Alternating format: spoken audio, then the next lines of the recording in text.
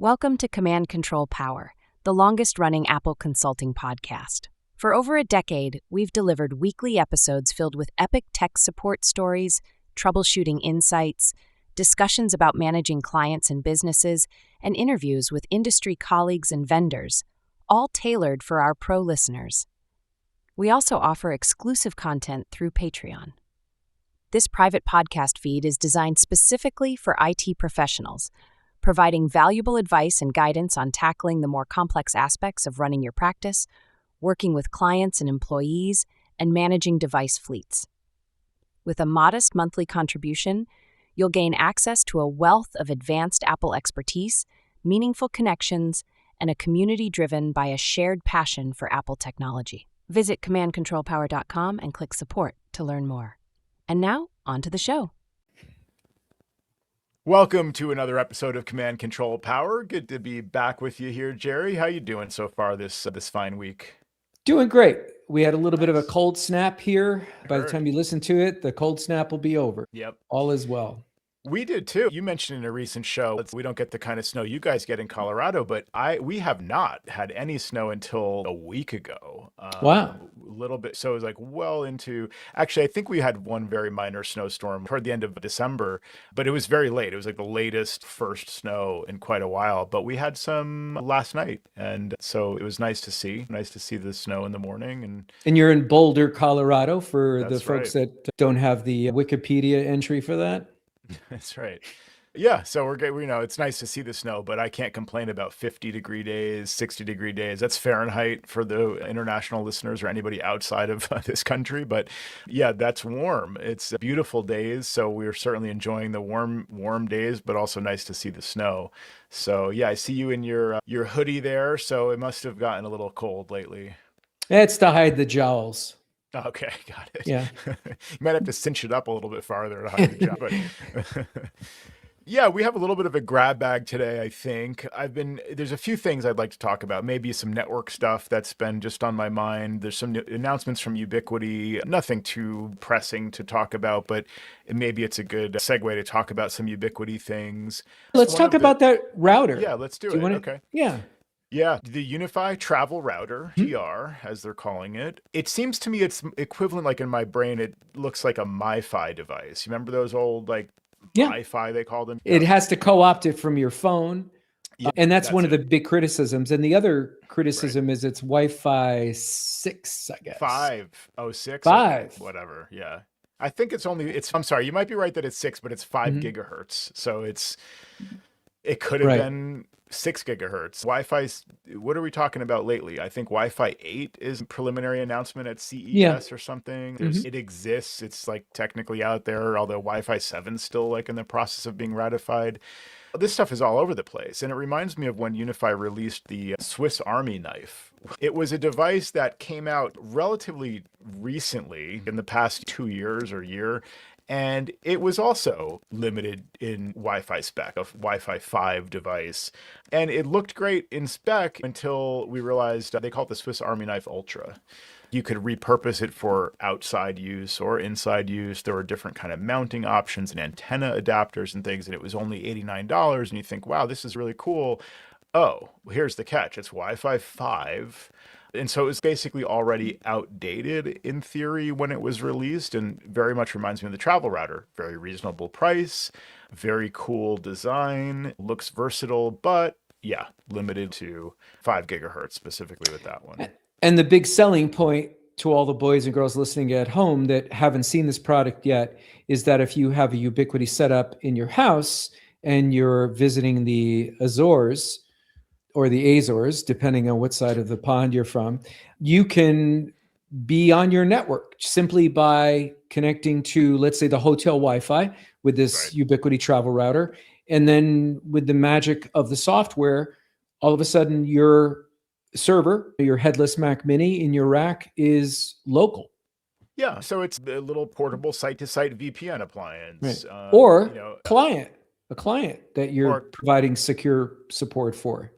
Yeah, it seems cool. I don't know what else to say. It seemed appealing and cool. I thought of it, of course, in my use for how do I travel? Sometimes I travel in the van. We do road trips. It would be nice to have kind of a stationary, like stable Wi-Fi. Wherever we go, there's always the same Wi-Fi there. It seemed appealing for that reason. You can connect, I think, one camera to it, which is interesting. So again, for the van, I'm thinking, do I want to look a security camera or something?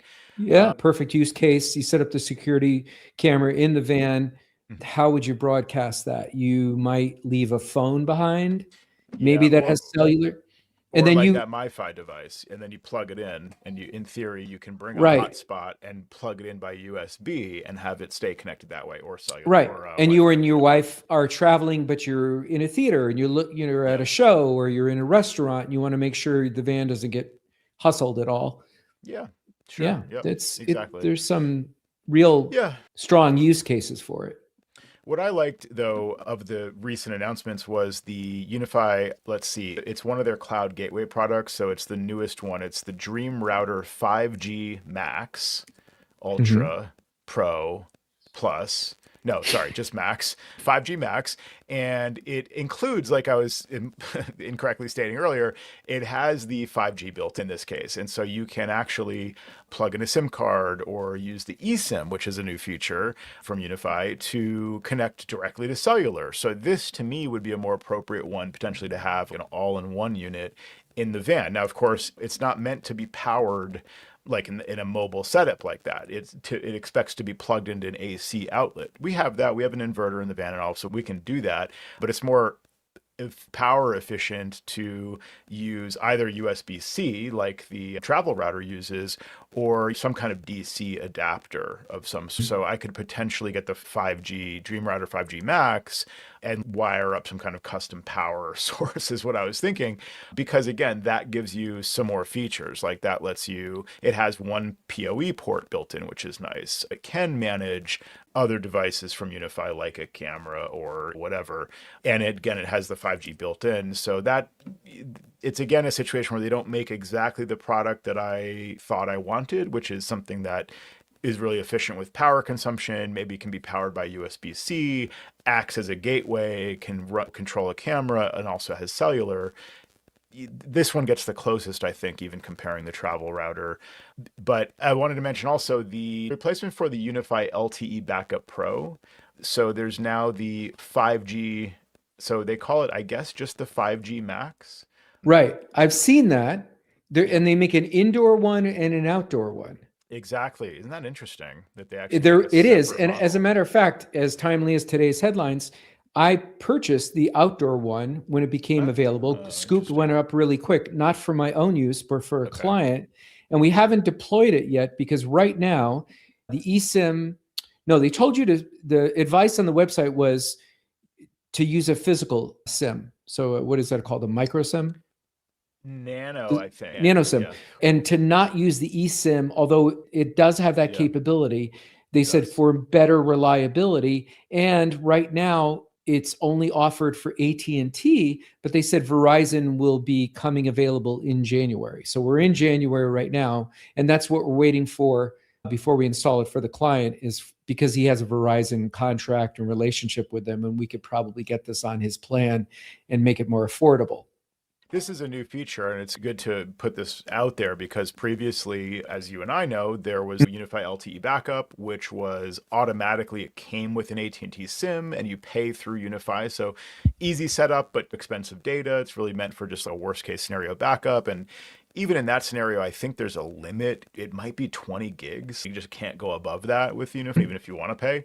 Then there's the LTE Backup Pro that I mentioned, which is what I had been using here at my home office, which, like you mentioned, was AT&T only, which is how this 5G Max started out. But they do support, in theory, any carrier with the 5G Max. And like you said, they're rolling out support where, like in other cases, it may work and they're not ready to fully support it yet, as far as I know, or maybe that's just a recent announcement. But that's the first chance that you have native first-party cellular backup from Unify supporting other carriers. There's some really interesting options out there. So I don't know if you've played with any of these MVNOs or, so basically an MVNO is a mobile virtual network operator, I think the term. And so they piggyback on an existing cell network like T-Mobile or whatever the case may be. degree, and they're probably deprioritized to a certain degree depending on the plan you have versus the first party, I believe. If you're on T-Mobile, you probably get priority service depending on your plan on T-Mobile. And then these piggyback off of, again, the primary carriers. And I'm not sure if you always get the same full quality speed and reliability, but you get much better pricing. Was this to replace your Pro, your LTE Pro are you still using that in your home? Because that's what I'm using here. Yep. So I actually did get the 5G Max in one of the rare cases, like you mentioned, where it's available. Actually, it is available right now. Again, I think it just came back in stock. 5G Max, the indoor one or standard one, not the outdoor one currently. I bought that and I migrated my AT&T SIM card.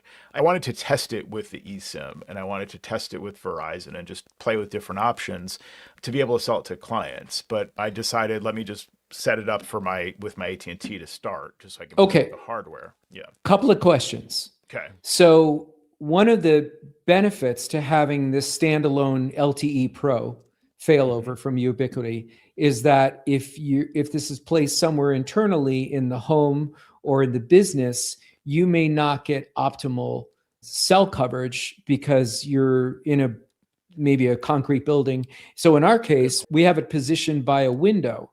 Now, if we had purchased the product that you're talking about, we would have to make absolutely sure, whether it was for a home or a business, that we were getting at least 3 bars of cell service with the provider that we choose in the location where it's going to sit. Good point. Yeah. Yeah, very good point.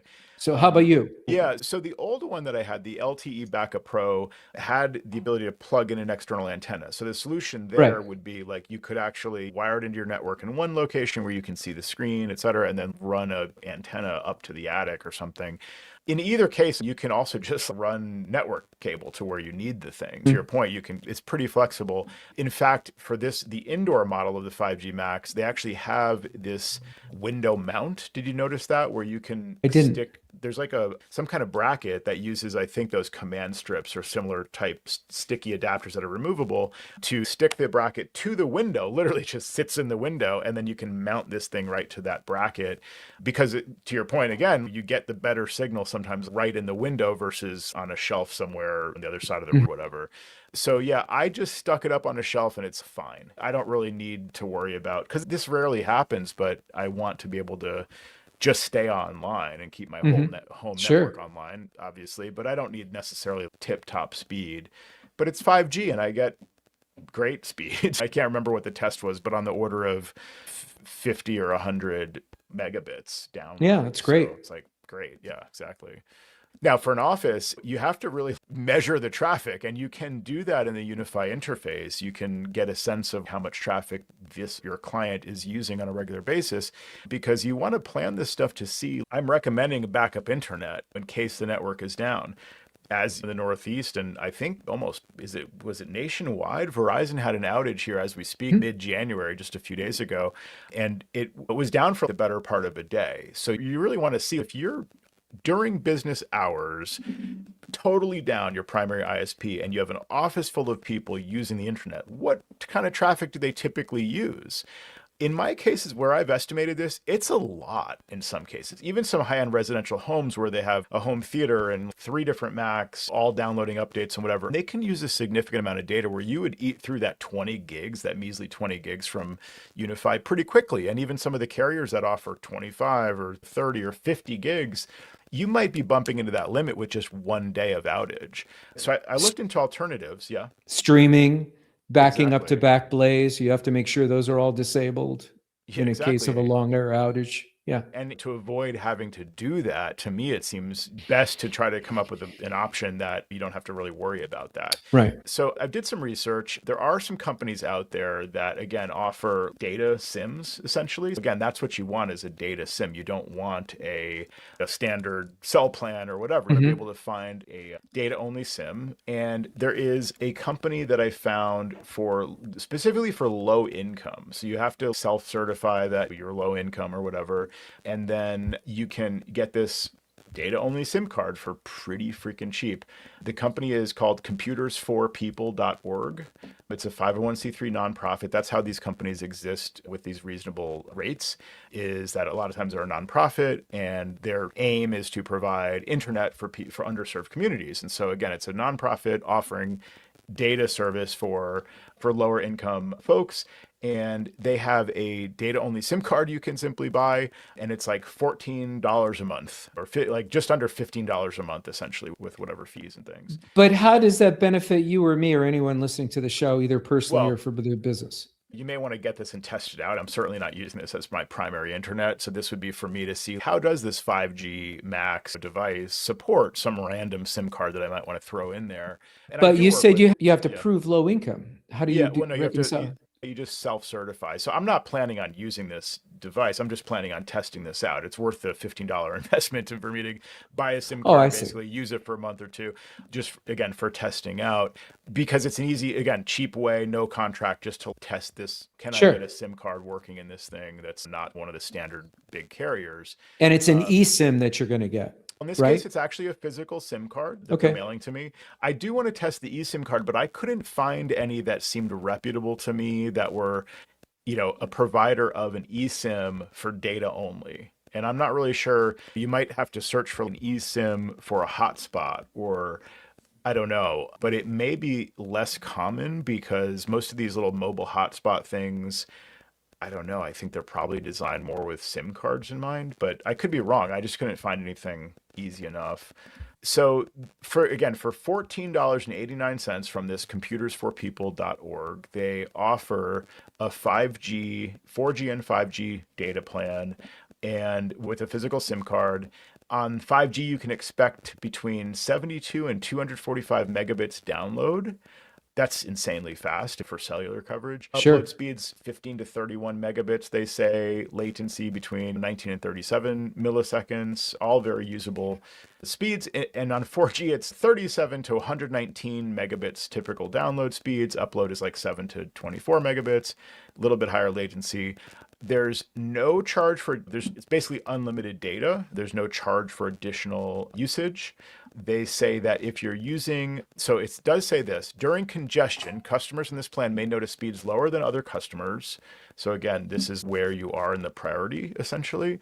And further reduction if using greater than 100 gigabytes per month. Okay, that's due to data prioritization. So they call it unlimited. They're never going to charge you more money for gigabytes above 100 or whatever, but they may slow you down. But 100 gigs, in my estimation, is very usable. So I do work with, for example, a nonprofit that would probably qualify for this. And there are some low-income clients. I know we talk about sometimes a lot of the clients we serve are higher income, wealthier people doing the types of work that we're doing. But there are clients out there that are lower income. So it's worth knowing about this one. And I'm interested in hearing from anyone else who's played with data only eSIMs, especially, or any other physical SIMs for that matter out there. Yeah. And the name of that company is, just for computersforpeople.org, and that's the number 4. Okay. Clever. And they have this affordable internet plan that I just. And do they tell you whose network you're on? It's T-Mobile. Is you may have mentioned that. Excuse me for not hearing that. No, I'm not sure if I did, but yeah, it is T-Mobile. What was the other thing I was going to say? Oh, okay. So then back to the 5G, because this is what's available now. Like you're waiting on the outdoor one coming in, and I have the indoor one, the 5G Max. It has 2 nano SIM slots. So there's also an eSIM, and if you do use or activate the eSIM, you don't get the second nano SIM. So essentially you have up to 2 carriers also, which I also thought was very interesting. That's the first time Unify has done that. So to be able to say, I assume what I can do, and this is again what I want to test, activate my AT&T as my failover, maybe burn through up to, say, whatever. I think I get, I don't know, pay for 20 gigs or something like that. Use the 20 gigs on AT&T and then go to this backup to the backup. So it seems pretty clever what they're now introducing here. So if you're a prepper like you are, and exactly. The end of times is coming, you need as many SIM slots as you possibly can get. Yeah, I don't want to go without memes or bad news. So I definitely, in the end times, I just want to stay connected. I need that newsfeed drip. Interestingly, on a parallel conversation with data SIMs, we have a daughter who is actually coming home this Friday, but she spent the last 21 days in Cairo. And TNT International plan is pretty darn expensive. So for business, I've done this on shorter trips. You're away 7 days. It's $12 a day. Steep, but it's unlimited. You can call, blah, blah, blah. So that wouldn't scale well for 21 days. For that long, so I checked a couple of websites, a couple of reliable websites, according to ChatGPT. And the one I settled on was something called Olafly, spelled Holafly. And it's only designed for travel SIM. Okay, nice.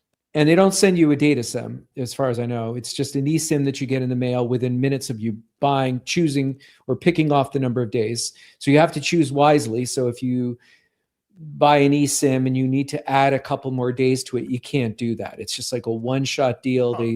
They send it to you electronically, but there's no way to modify that. If you decided to extend your stay longer, you'd have to buy another one from them. Okay, that's interesting. But very reasonable rates. She has had great success with it. We turned it on and I showed her how to enable it. Once she got on the plane, she turned off cellular data, and it's worked really well, even in Cairo. For Find My. It was working messages, Apple Messages, but we are using, of course, the lingua franca in every other place in the world except in the United States, which is WhatsApp. And WhatsApp doesn't work for business, because you could say, I could do this for my business. You can't, because you can't make an outgoing call to anybody. They have to be a WhatsApp member, and WhatsApp, it's free, but if I wanted to call you, Joe, you'd have to have your own WhatsApp number, and I'd search for it, either with your name or your phone number. And if it's in the database, then I can call you direct. But I could send you an invitation if you weren't.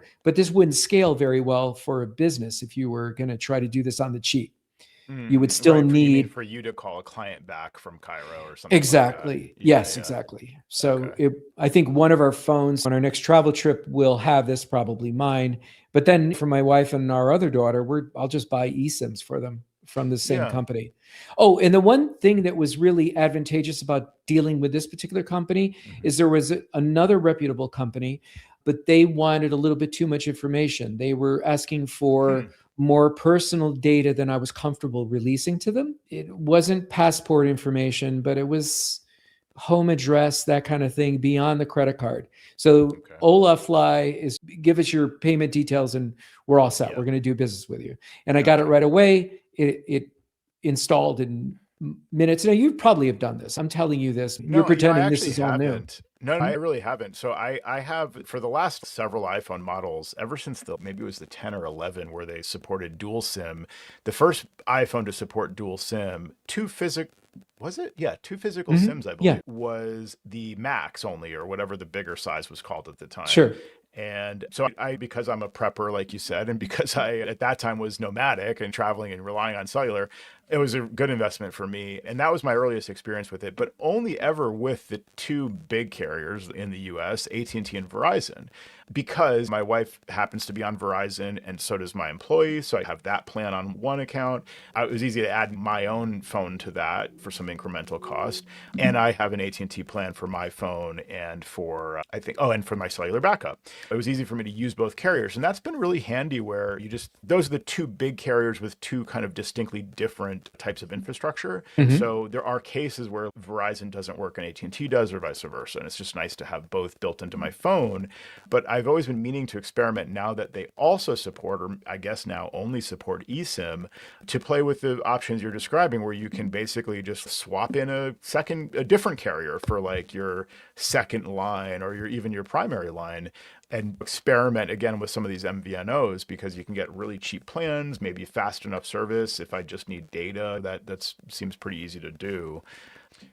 Speaking of all of this and prepping and all that, although it's not really prepping, I guess I'm prepping by having two cellular carriers.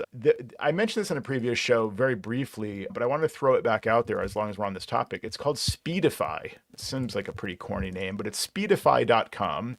And this allows you to essentially use multiple internet connections at once on iOS. It's pretty weird, but they use some kind of really clever technology to basically let you. This is what I think Apple should have built in. I have Verizon and AT&T. I think it should do a better job of determining that, hey, AT&T is slow. Yeah, we have 3 bars or whatever, but it's just dropping packets or it's slow. Let's try Verizon. Hey, that's faster. Or, hey, they're both pretty slow, but if we combine the two, then you'd get really good speed. So it just seems to me like Apple should be able to improve the performance or give you this option to essentially bond those two connections if you have 2 SIMs. And that's exactly what Speedify does, as far as I can tell. In fact, it's even more clever than that, because you can have friends that are all going to, say, a concert together or something like that. And you can all have Speedify. So maybe you've got one friend on T-Mobile, one friend on Verizon, one friend on AT&T. And so let's just start with those. Everyone using Speedify, it essentially bonds those 3 connections together and lets everybody share in that combined bandwidth. And so the example they give is an influencer at a sporting match or something like that, where you're trying to do a live stream from this big event where there's 10,000 people and the network is really degraded and no one can get a signal. But you, because you have Speedify and you have a couple of friends with you, really get the best of all worlds in that way. And you can make your connection and maintain a faster stream. In fact, there's an example where you can use the USB-C adapter to give your iPhone an Ethernet port and then plug Starlink into your iPhone. So you can actually have a wired connection to Starlink to your iPhone. And apparently Speedify can take that Starlink connection plus either and or AT&T and Verizon to use whichever one is best, or use all of them together or whatever. And again, if you have friends that are also in Speedify, apparently you can share that Starlink connection with everyone else. So really clever stuff. And I had no idea this was possible. So somebody's got to have tried this. I'm really curious about it. And Speedify, you pay for it and it's software. Yeah, exactly. I assume like a configuration profile that deals with network routing or something. And is it a one-time charge or is it monthly? It's I don't know, actually. I didn't get that far offhand. Let's see. Okay. And then you would have to get your own separate plans to aggregate this data. Yeah, presumably you might already have. I have my phone on AT&T. You have your phone on Verizon, whatever, and like we combine forces. You can. Here's their options here. So for individuals, you can pay simply $4.99 per month, or they show that's the pricing for a 3-year plan. So it's $180 billed every 3 years. Unlimited data, whatever, quote unquote premium server access, because I believe since it's a bonding thing, it has to essentially they all have to have an endpoint somewhere in the cloud to put all that together. I see. So I believe that's why there's a ongoing fee for this, and that you can use that on up to 5 devices. So you can pay as an individual, and you can carry your iPad with cellular and one carrier, your iPhone with 2 other carriers, and my understanding is you can combine all this stuff together just by walking around and having it enabled. They don't have to be physically tethered. They just talk to one another. That's right. Somehow. Yeah, exactly. They talk to each other somehow. And I don't know if it's I join your personal hotspot or you join mine kind of thing. And then they talk and route traffic. But that's why it's on my agenda at some point to play with this in the real world. But I'm just really curious if somebody has put this to use at a client yet. Yeah, prepper's dream. Now, how would you put it to use in a client? So, maybe for a client, right? Yeah. But not in a client setting in an office, right? Exactly, because it's not, at least what I've been referring to so far is more like mobile use. I believe there is something like where you can use quote unquote Speedify for routers I see on their website. So I assume that's like bonding, like I used to do back in the day with PepLink and PepWave products. Or I had my mobile 2 cell connections on my mobile router that were connected to the router back in my office. And so that's dedicated hardware where I guess Speedify technology can also work. Maybe it is appropriate for a client in that kind of scenario. Again, maybe where they have Starlink and cellular, but no real stable wired internet. And so you maybe want to have those. And I'm a simple caveman. All right. So it would have to be, let's say you used it in a business setting, Speedify for a router. They would have to be comfortable with paying for 2 separate data plans all the time. Yeah. Okay. Totally. Yeah. So it's not for everybody. No, not at all. They have a yearly router plan. This includes, it says, activate your powered by Speedify router. So I believe it's going to have to be compatible with Speedify. It gives you 1 terabyte of data per month for $25 per month, but this is billed yearly. Or you can get a plan with 3 terabytes of data per month for $37.50 per month, essentially. Just to give you an idea of what those plans would be. And again, this is for like speeding up a connection where you don't have a really fast primary ISP available and you only have cellular, or you have Starlink and cellular and you just want to have it all work together as one thing. That would be the idea there. Very interesting stuff we're talking about today. Yeah. Not having anything to do with communication in terms of speed, but in prepping for this trip for my daughter to Cairo, it was not that long ago where you could call up if you had an American Express card, you could call them up and you could say, I need to buy currency. And they would send you currency through the mail. Yeah, interesting. Huh. And they don't do that anymore. Traveler's checks or like physical paper currency? They would do both. Wow. As far as I knew, but they could send you euros if you needed to get euros. So then I thought, because she had no money when she hit the ground, and even though credit cards are ubiquitous and are used everywhere in the world, they said have walking around money. And things are very inexpensive, evidently, in Cairo. Like you could get a meal for a dinner for $10, 10 US. But some of the smaller places, the mom and pop places, they prefer to just simply get the cash, and you could barter for things from street vendors and stuff like that. So we wanted to get a little bit of walking around money. So I said, no problem.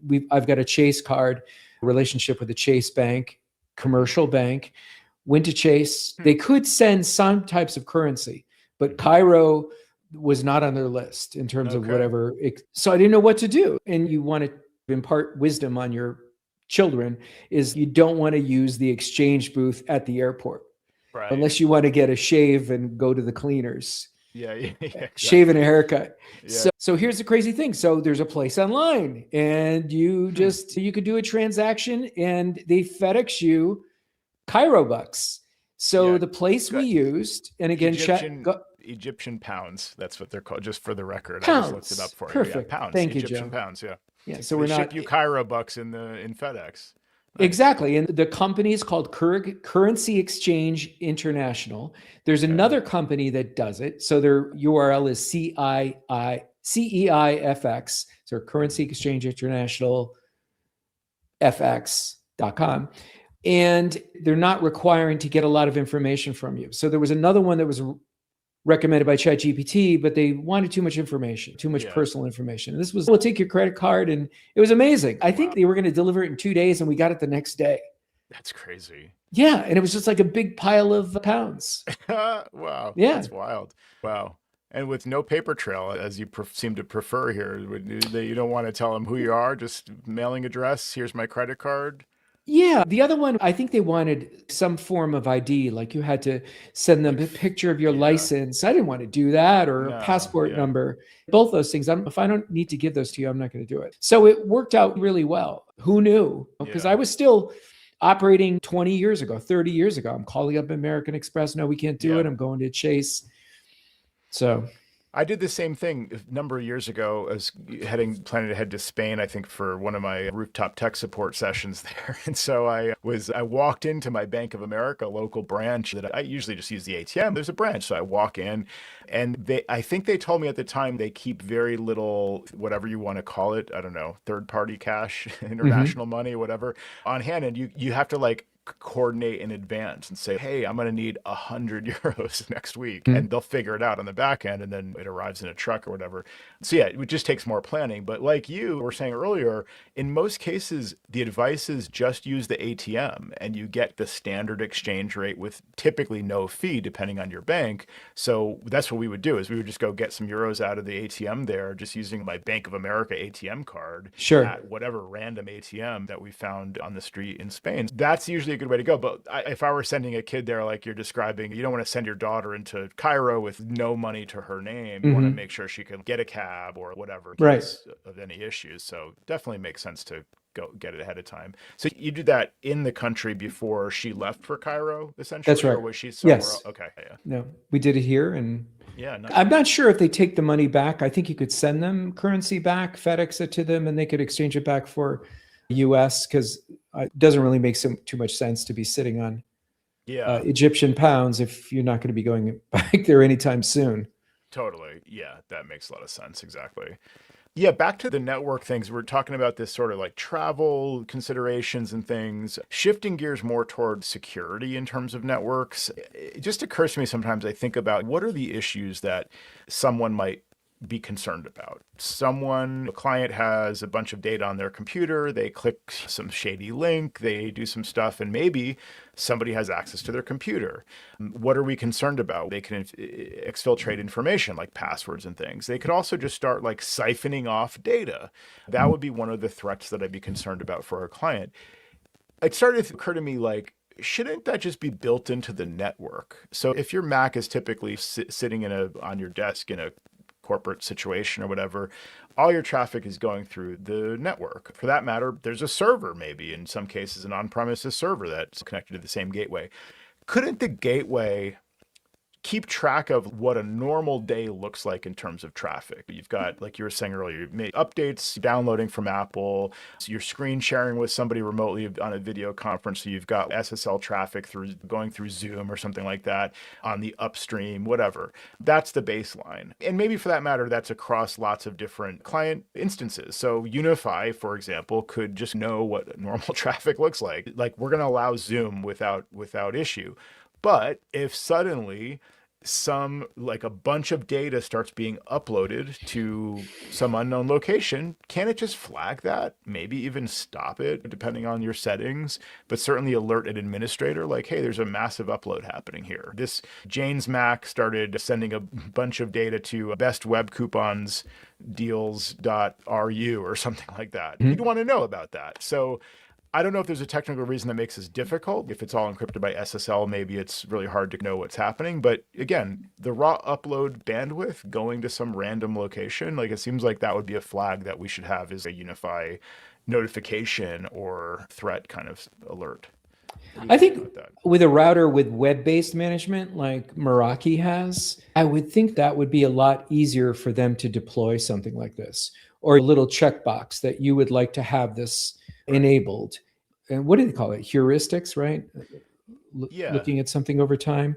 Right. And identifying patterns. And then if there's some sort of an anomaly that crops up, I would think at a very short amount of time with just all this AI smartness that's going to be baked into a lot of things we're going to start to use, probably this is not too far away. But I would think for the short term, a company like Meraki probably could do it almost immediately.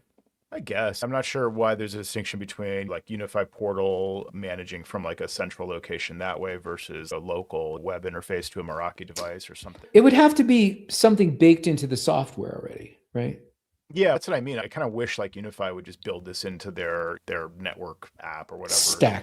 Stack, yeah, so that it could just literally send you an alert. Jim's iMac just started uploading whatever it would say, a large amount of data to Dropbox.com or something to Dropbox. Like it would recognize, okay, there's data being uploaded to Dropbox.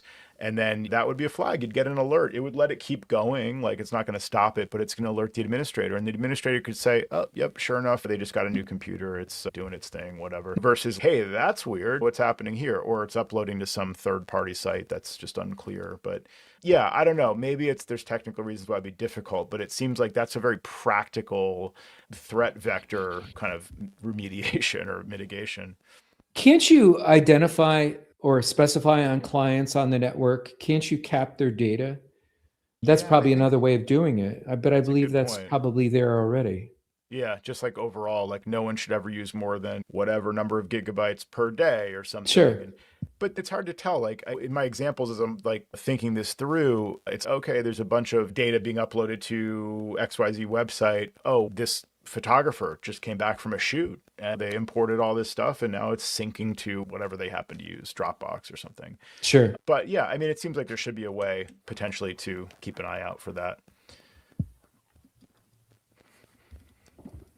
Jerry, did you notice in with Text Expander lately, it wants access to control other apps. Have you seen this prompt yet? It'll say, you'll go to fill in a snippet and it'll say, TextExpander.app wants access to control Safari.app. Allowing control will provide access to documents and data in Safari app and to perform actions within that app.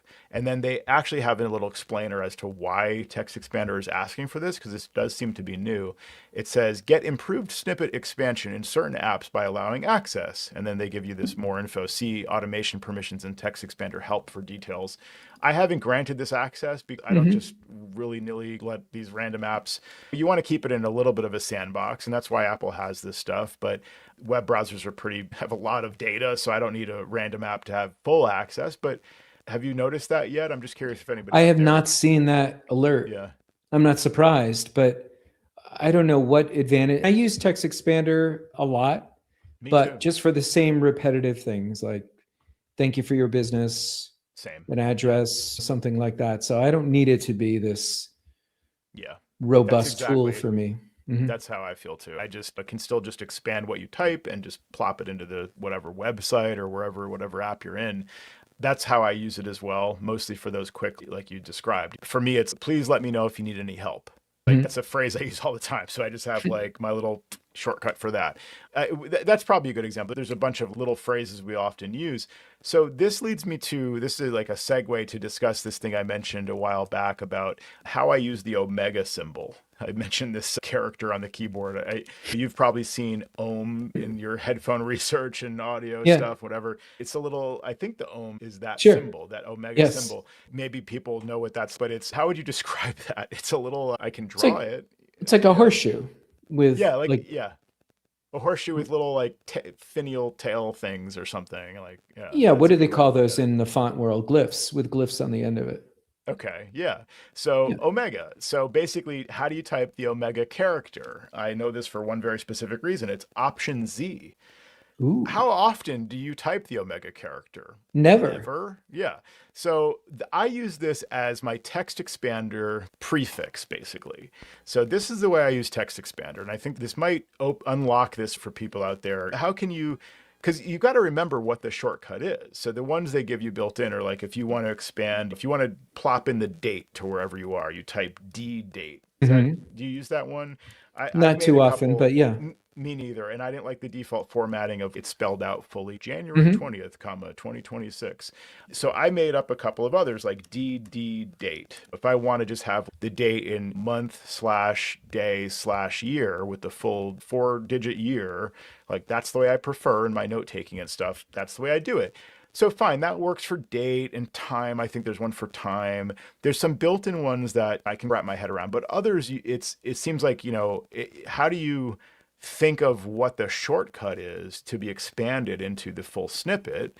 For me, I just needed something I could always type. So it's the omega character and then whatever it is that I'm typing. So the one I gave earlier is help. So omega help. And it just expands to please let us know if you need any help. So that's easy. If I'm sending a paid invoice to a client, I have a snippet for that. So I do omega paid and it gives me my little snippet for that. If I send an invoice that was applying prepaid time, I have a snippet for prepaid time. So little Option Z, prepaid. And I don't have to type in prepaid time applied, all set, or whatever my snippet says. This is a great idea. Sometimes you have to get really clever and it's, what was the little combo I did for that? And you have to memorize all these. And what you're saying is, because this is, it's the prefix, it's the universal symbol, and then in a short little real world word. Exactly. You don't have to worry about memorizing your shortcuts. Exactly. What they're called. Type paid invoice, all one word kind of. That would be one way of doing it. Sometimes you use abbreviations. I think that's more common. And that's what they lean into, is for the date or whatever, is to abbreviate in some way rather than a long description of it. But this is a great idea. Yeah. So I encourage This you is why I to listen to the show. give that a try. It's a tip you might not hear on Mac Geek Gab or one of the, Oh, yeah. because I know you listen and you listen for the tips there, and I'm sure there are plenty, but we have our own tips that we use in our line of work. And that was one that just, I don't know, came to me. I thought this is easy to type. It's like a modifier. It is a modifier key, the Option key, but it's not typically used for a keyboard shortcut unless it's combined with Command, or usually Command. But Option Z is about, it's the character, the Z is right next to the Option key. So it's really easy to type that. You never type it for anything else. And again, there's no space. So it's just like Omega and whatever the single word is that describes the thing you're trying to. And the snippet could be, for me, like a whole form letter thing that's an appointment confirmation thing that I want to just manually send sometimes to a client or whatever. Yeah, Option Z and whatever your snippet is and a shortcut is. And yeah, Text Expander, great software I've used since the beginning of this show, if not earlier than that. So Right. it's been around a while. Yeah. And we think that Apple actually uses it internally as well. Supposedly, that's right. Yeah, that's what we've heard. This doesn't have to do with travel or tips, and I can't remember whether I've actually mentioned this on the show, but I was reviewing things to discuss on the show. Did we talk about the fact that if you don't link your Venmo account, if you use Venmo as a way to pay people and do, you're out for pizza with buddies and you want to split the tab, right? You could Venmo somebody and not use Apple Pay. Is if you don't link it to your bank account, they charge you $10 per transaction if you link it to your credit card. Yes. So that's crazy. So you never want to link it to your credit card. Right. Because it's nuts. Every transaction gets this $10 surcharge. That is pretty nuts. Yeah, that doesn't make any sense if you're just splitting a pizza with with some friends or whatever. It reminds me of, I mentioned on a recent show, I finally got set up for ACH payments to receive ACH payments from a client, which is probably easy in a lot of people's billing systems. In mine, it's not really a built-in feature. Certainly it is built into Stripe and I can manually process it, but it's not built into my, what I call practice management software, Repair Shopper, to be able to accept Stripe-based ACH payments. So I talked about it in a show, I think a lot on a Patreon episode. So if you're listening to this public show and you want a lot more behind the scenes on this, sign up for our Patreon and you have all these, this private feed of all those special shows. But I detailed how I got this all connected, and I've recently processed a few of those charges. And so the way I do it, because I have to manually charge that in Stripe, I just take payment for 3 months at a time. And I've had a couple of clients agree to that.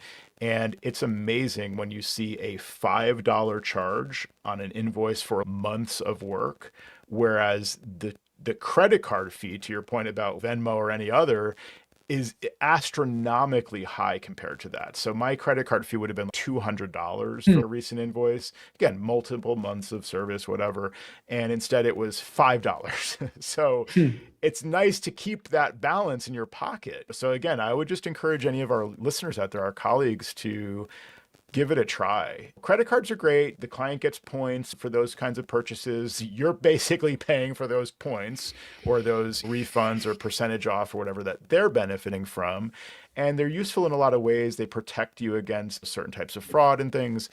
Not knocking credit cards, but if you can keep that, the differential between, again, it goes from 2 or 3% of the bill to you just keep that 2 or 3%, pay all the $5 or whatever. It's way better.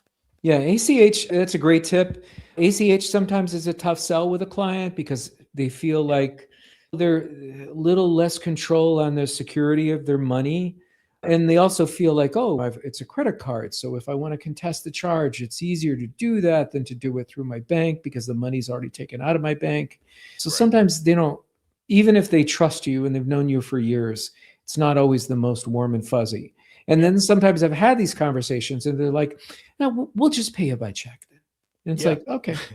That was of 3 that I've pitched this to. The third one said, we don't give our bank account info to anybody. And I'm Right. like, it's in Stripe, it's industry standard. Nope, I don't care. It's not, I know I'm not giving it to you, but we don't give it to anybody, basically. We essentially, like you're saying, we just want control. I said, fine. And they said, how about if I just send you a check? Great. So they sent me a check, again, for 3 months prepaid, because I don't want to sit here and receive checks every day and run to the bank and all that stuff. Or fine, I have mobile deposit. I just don't want to process a lot of paper anymore. So I'm making that exception, but I've just basically said it's my policy for these types of plans to get paid by bank transfer. And again, check is just in case they don't agree to that. And that for me was also a negotiation with one of these clients where they wanted to save some money. And I said, okay, I can do this and that, but we're going to require payment by ACH because that's just, they know that helps me save 2 or 3% on the credit card fees. So Sure. if I'm going to give them a discount, I'm going to want to not pay a fee on that. Of course. So any humorous encounters lately, Jerry, to wrap us up here as we near the end of the show? I'm sure I know you're an avid reader, Joe, and I know you've read Dante Alighieri, his have not, but Inferno. Yeah, Dante. I know you read that multiple times. No, and and so I live it every day, Jerry. I don't need to read. I'm going to tell you about another. So he talks about the rings of hell. Yeah, Dante's in Inferno.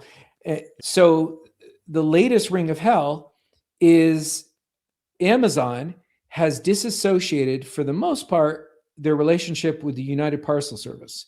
And when I would return things from Amazon, because I buy a lot of stuff from Amazon for clients, for myself, for the home, blah, blah, blah. If I had to return it, I'd print out the label, put it in a box, bring it down to the local drugstore who is a receiver for UPS products. It was great. No fuss, no muss. Nice. Done and dusted. Now, if you don't want to pay any money to return it, you have to go to Staples. And you have to stand in line like an animal while some Staples employee takes your stuff, puts it in a bag, seals it up, gives you your receipt. And it's just, around the holidays, it was just the worst. It was just the worst.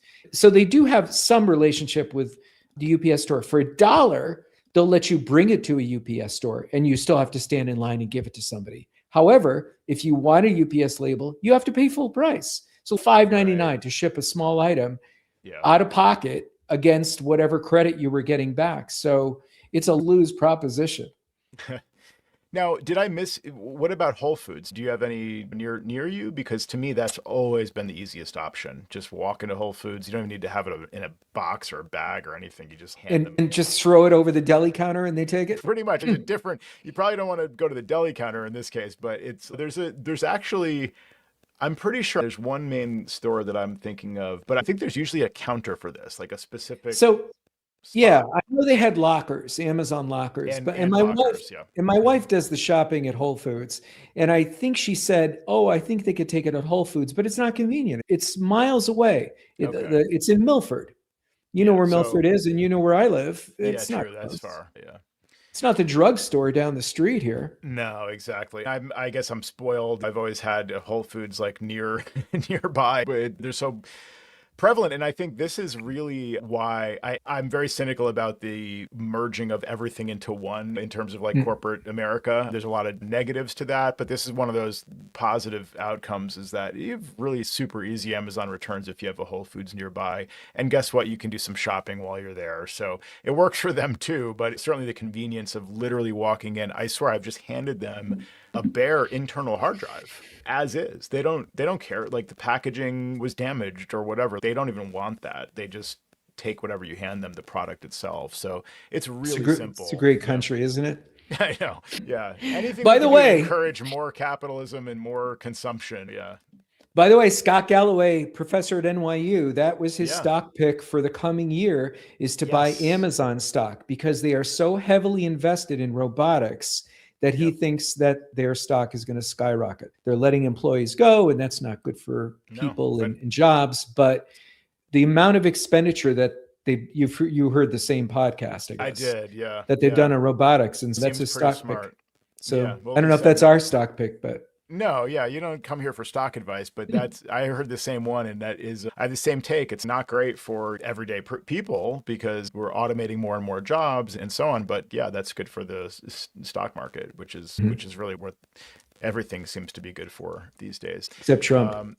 Yeah, that's all over the place today too. So anyway, thanks everybody for listening to another episode of Command Control Power. We really appreciate our patrons, especially who make these weekly shows possible. And there's a lot more besides the weekly shows that you hear on the public feed. There's also the private feed for patrons and the live stream for patrons where you can participate. So find out more at commandcontrolpower.com, click on support, and pledge on Patreon for all the extra content. We really appreciate you listening to Command Control Power, and we'll talk to you soon.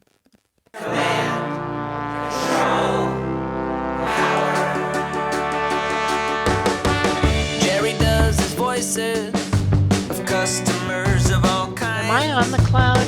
Joe spins his deeply detailed yarns all the time. I have a whole story about this. Sam is on the road again, phoning in from a hotel. At least we know where I am. Half a century combined of Apple expertise right now. My Mac is slow.